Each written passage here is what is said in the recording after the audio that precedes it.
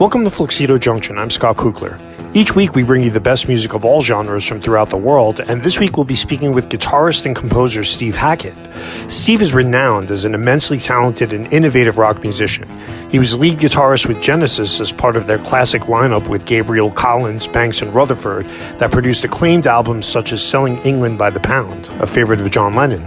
Steve's extraordinary versatility in both his guitar playing and composing reflects his influences from many genres, including classical, jazz, world music, and blues, and has led him to post-Genesis collaborations with Steve Howe, Paul Carrack, Bonnie Tyler, John Wetton, Chris Squire, and Brian May. Steve also continues to have a busy solo career. His latest album, Under a Mediterranean Sky, is an extraordinary musical journey painting vivid images of stunning landscapes and celebrating the diverse cultures of the region.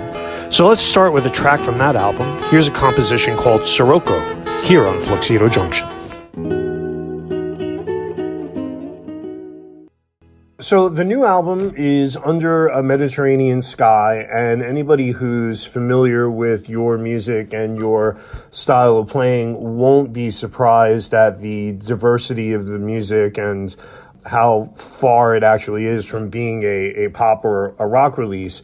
But I wonder if you could give us just a little bit of background on the inspiration for it and what the process was for composing the individual pieces and how it all fits together.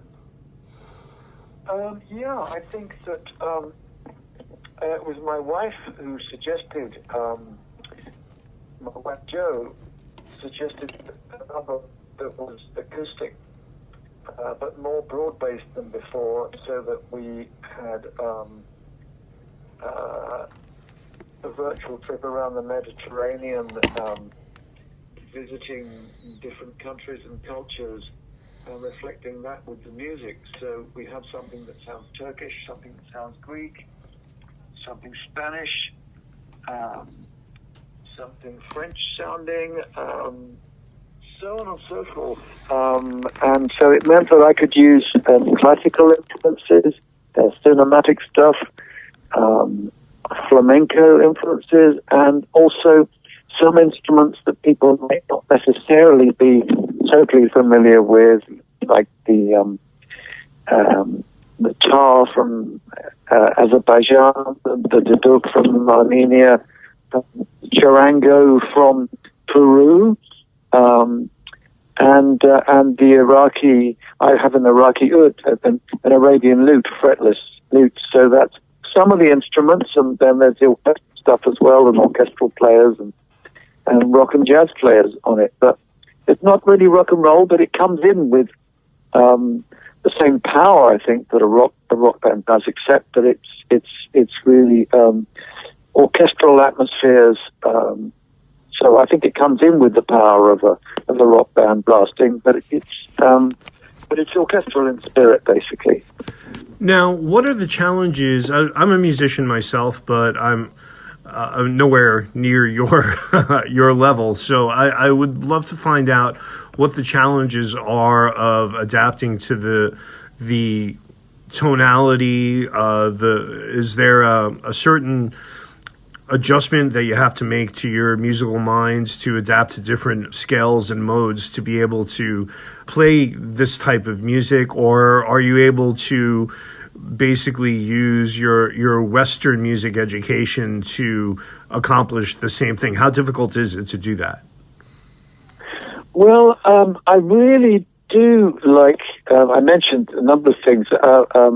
One of the things I like very much is Middle Eastern music, the scales that they use with that, harmonic minor and that kind of stuff. And I've got a tuning for the guitar.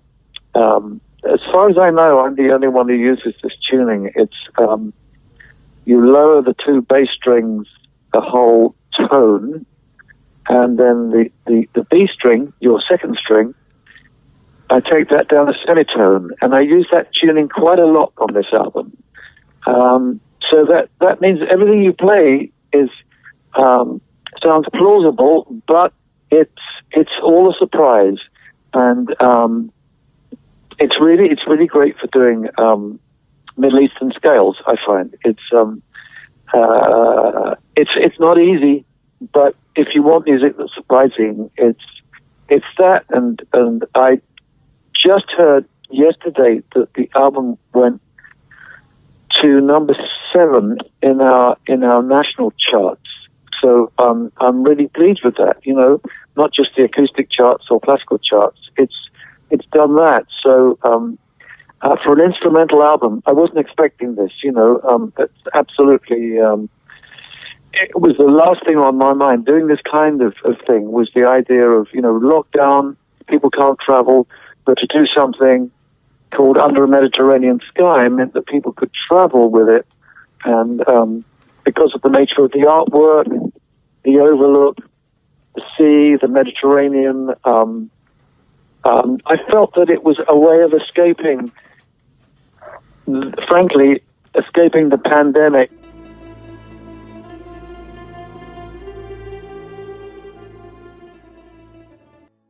I wonder if you can speak to. There seems to have been throughout the history of English guitarists, I guess, a propensity towards performing music that's inspired by world music on acoustic guitar. I mean, dating as far back as Davy Graham or Burt Jansch or, Jimmy Page, if you go a little bit further in. And in American music, or at least with American guitar players, I maybe because it's perhaps more jazz or blues influence, you don't see it as much. Is it short-sighted to think that there might be something to the British idea or the English idea of empire that feeds into, I guess, the inclination for English guitarists to be a little more experimental with different styles of what we now call world music? Yeah, I think it seems to be almost exclusively a British thing. But then I have heard these things from American guitarists. I was thinking, Mike Bloomfield, when I saw the Paul Butterfield Blues Band in 1966 playing live and playing like demons. Mike Bloomfield wrote something called East West. Yes, that's true. The title of one of their famous early albums, and that piece was extraordinarily experimental. It seemed to go in and out of Western music, and at times sounded like it was south of the border, Mexican, and then it was sounding like it was raga based, and it was Indian music. It was electric guitars, of course, and harmonica. But in a way, it was extremely experimental. And so I don't think it's not just the Brits who've done that. And of course, Santana, I think, there's been that subscription to world music.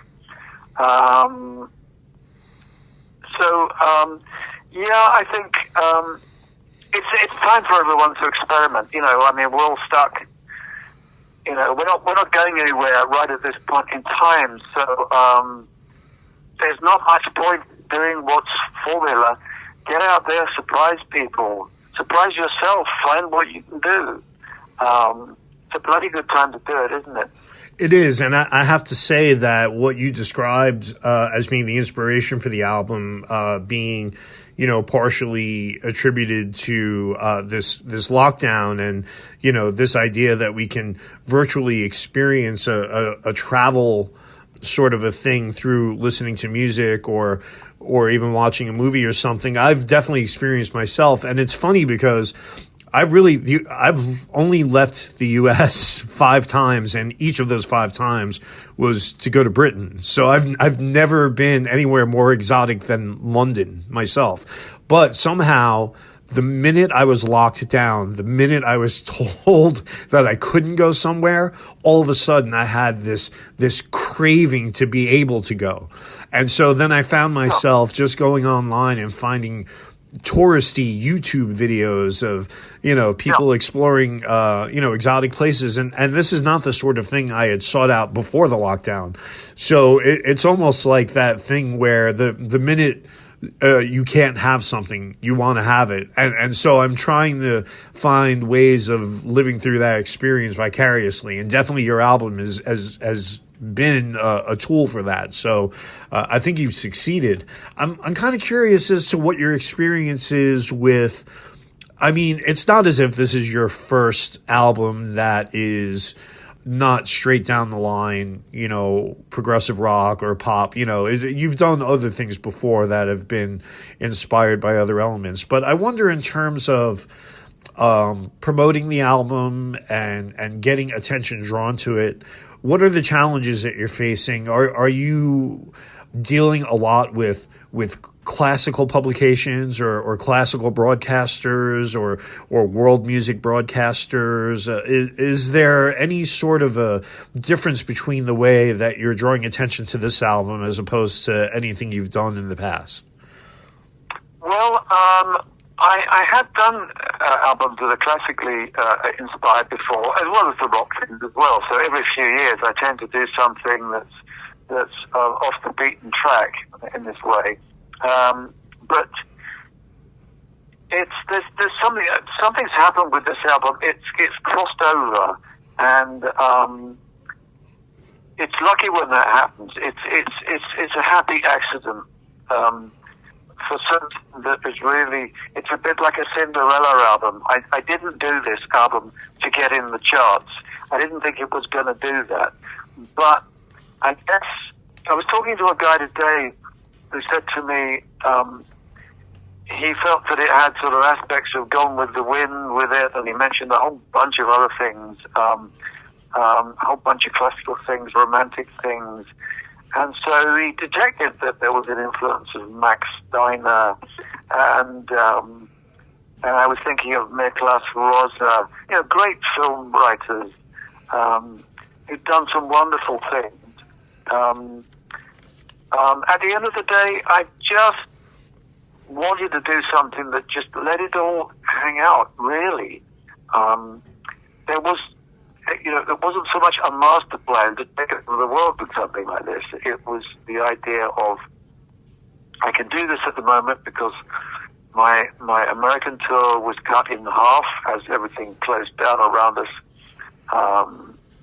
a while back, and we caught the last flight back from Philadelphia.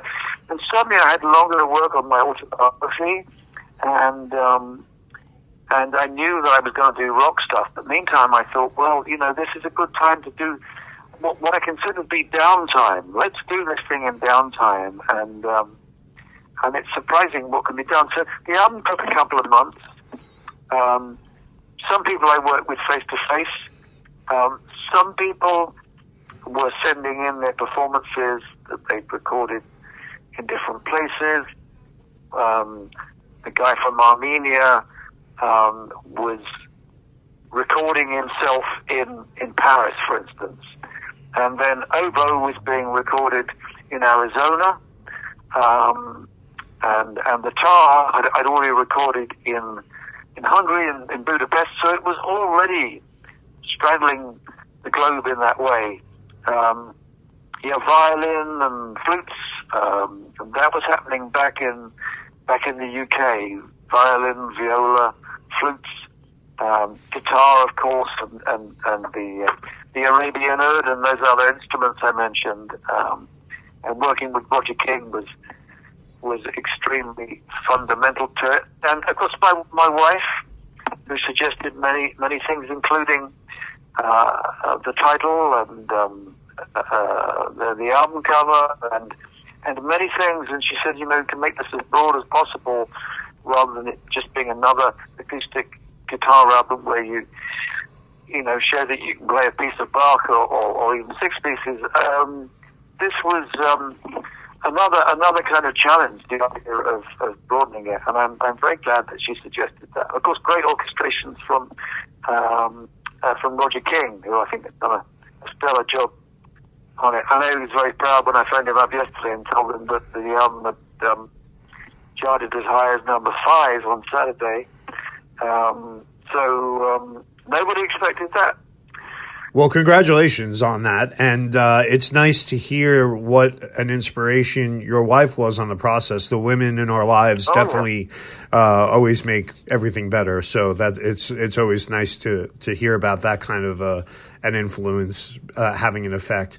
You know, one of the things that I've always admired the most when it comes to musical artists of your generation, of your era, the ones that I've admired the most are not the ones who took what I consider to be the easy way out. And it's easy for me to say that as, you know, somebody who's never had to deal with those pressures. But, you know, on the one hand, you have these, I guess for lack of a better term, classic rock bands that, you know, continue to go out on the road and continue to do these large, bombastic shows that are, you know, geared as very commercial ventures. And there's nothing wrong with that, obviously. These acts are built on, you know, a continuity of music that we've all loved for generations. But I've always been more intrigued when somebody like John Paul Jones, for example, does an instrumental album or an avant-garde album or a film soundtrack, or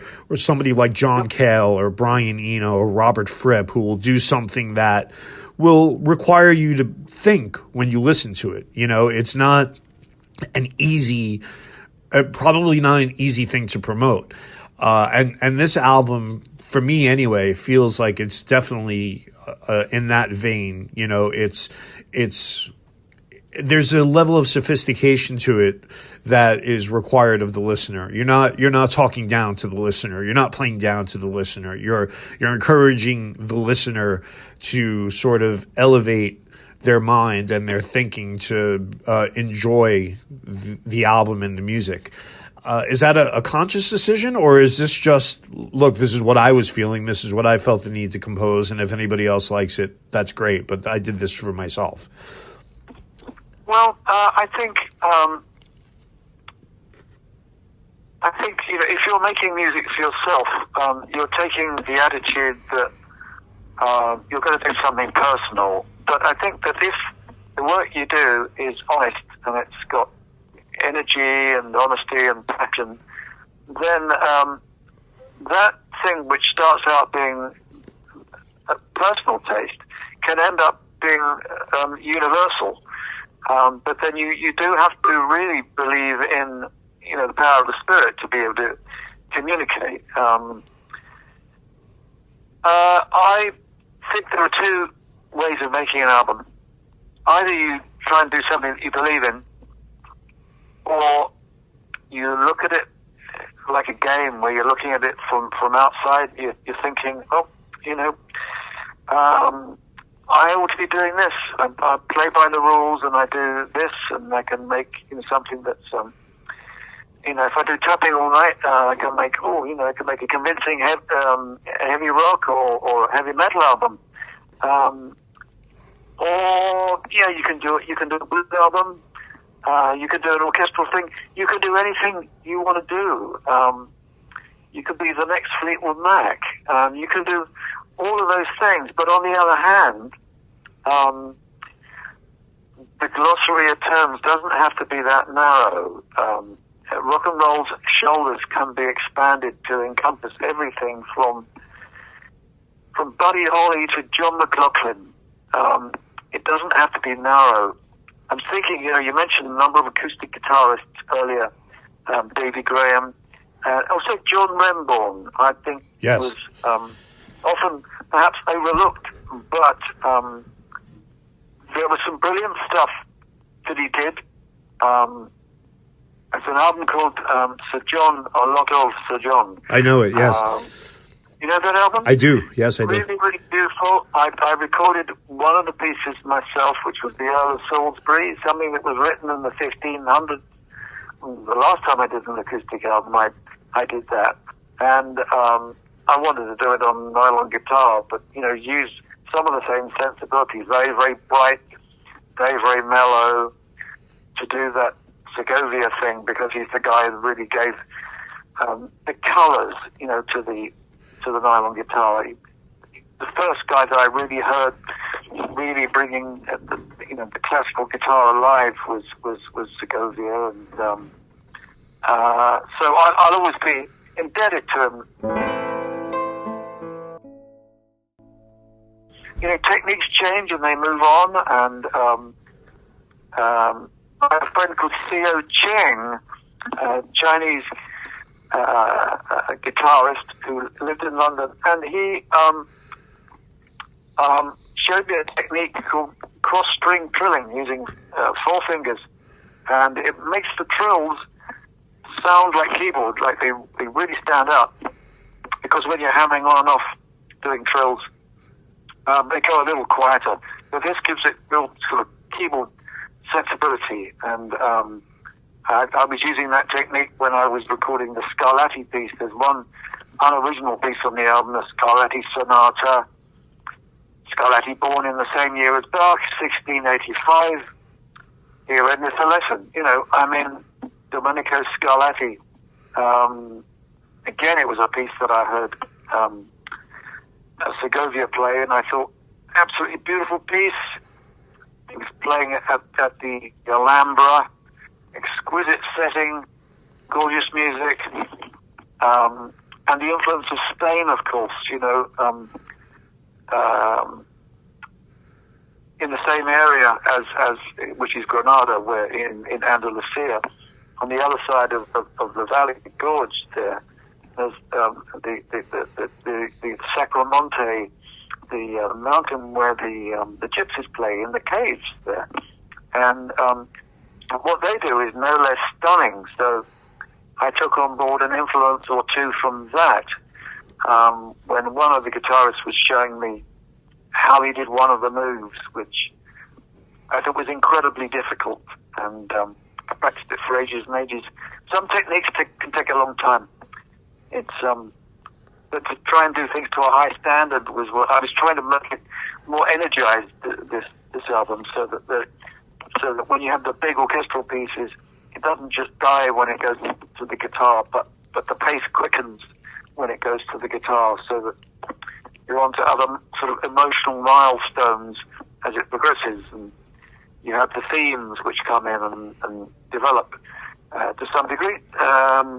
So a little bit like a concerto in that way, borrowing a bit from that, but then there's also the influence of so much folk stuff, as I was saying earlier.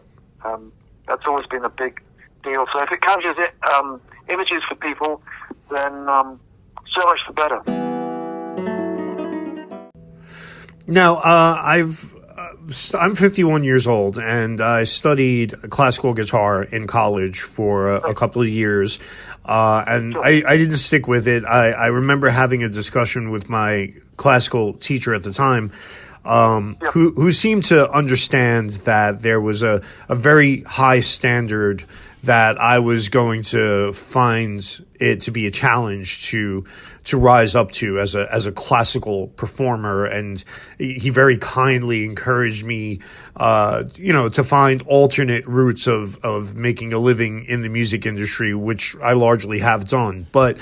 It was sort of a dark night of the soul reckoning when you have to sit down and be honest with yourself about what you can realistically accomplish and achieve in your life. And I always remember the story George Harrison told about when he was studying sitar with Ravi Shankar, and one of Ravi's students popped in one day and had been studying since he was an infant almost, and played this beautiful piece that blew George Harrison away. And after he left, Ravi said, unfortunately, he'll never be more than a mediocre player. And George Harrison said, well, if that guy doesn't have a chance, then what chance do I have? I better go back to focusing on guitar.